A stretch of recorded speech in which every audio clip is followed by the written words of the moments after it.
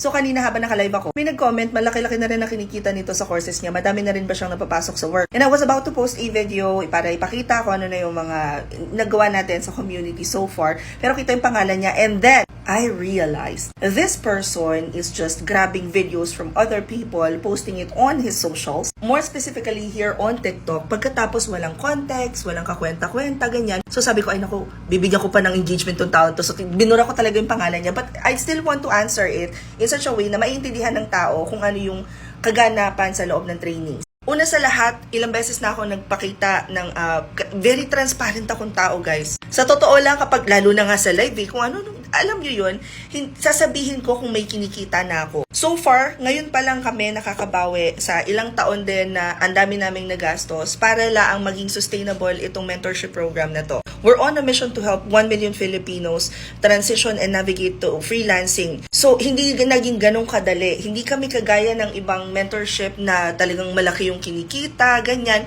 I had to pay for Zoom for over 2 years at $75 talaga yung binabayaran ko dun per month. Bukod pa dun, nagbabayad ako ng Google. 12,000 ang monthly natin sa website. Isa pa, nagbabayad ako ng tax for the mentorship. Nung unang kumita ng malaki yung mentorship program natin, inilipad ko yung buong team sa Cebu para makapag-talk kami sa Cebu. Ginamit namin yung pera para makapag-team building. So technically right now, lahat halos na pumapasok sa enrollment, lumalabas pa rin siya. Break even na nga lang ngayon. So ibig sabihin, kagaya ng unang panahon na talagang medyo, hindi, abonado ako, ngayon hindi na. Now regarding naman doon sa question niya na meron na ba akong natulungang magkaroon ng trabaho. So kapag pumunta kayo dito sa Facebook ko, meron dyang naka-featured.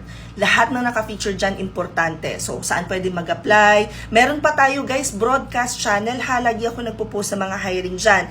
Impact bulletin natin, dito ko nilalagay sa comment section yung mga nare-receive ko na emails, DMs, na mami, dahil sa'yo may trabaho na ako. Even yung mga hindi pa talaga nag-enroll, yung gumamit lang ng free resources natin. I do not and I will not promise people na makakaklagyan kayo kapag nag-enroll kayo. Because mentorship program is for us to teach you how you can start working from home.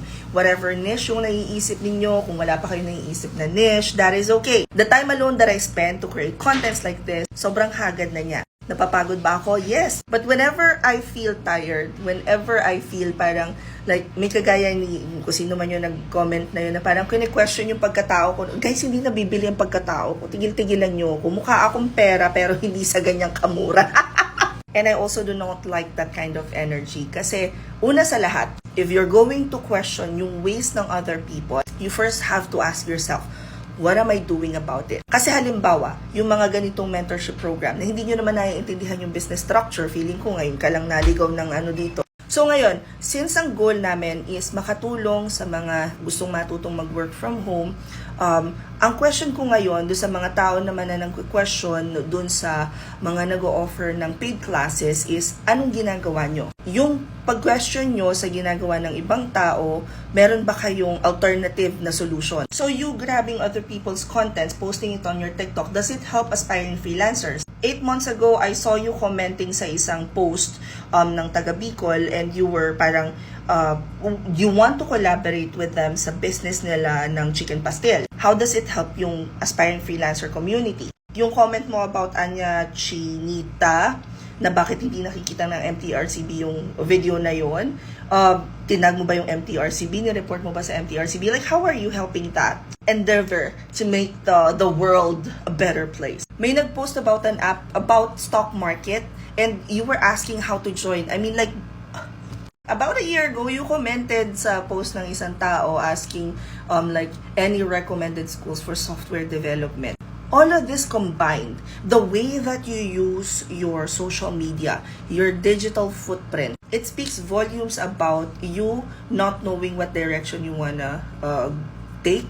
Ano ba yung path na gusto mong kunin? You're looking for easy money, but you're also there to just create noise sa social media nang wala ka namang napoprovide na solution. So, I want you to take a step back and just think about, if I am going to question this person na tumutulong sa aspiring freelancers, tumutulong sa industry, nagpo-provide ng pagkakataon na matuto ang ibang tao, at hindi ko gusto na nagpapabayad siya sa oras niya, sa skills na 15 years na niyang pinag-aralan, at kumbaga, In reality, you cannot deny the fact that I am able to help other people.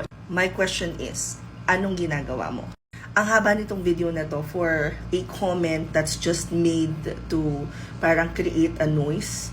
Pero sometimes you really have to parang highlight the fact that sa totoo lang, yung mga tao na walang ginagawa, walang ambag sa buhay mo, sila madalas yung maingay because hindi nila kayang gawin yung ginagawa mo. I wish you the best of luck. Kung gusto mo matuto ng software development for free, pumunta ka ng Coursera, Udemy, or HubSpot para magkaroon ka ng konting direction. Comment down the questions you guys have about working from home. Follow for more work from home chismis. Bye!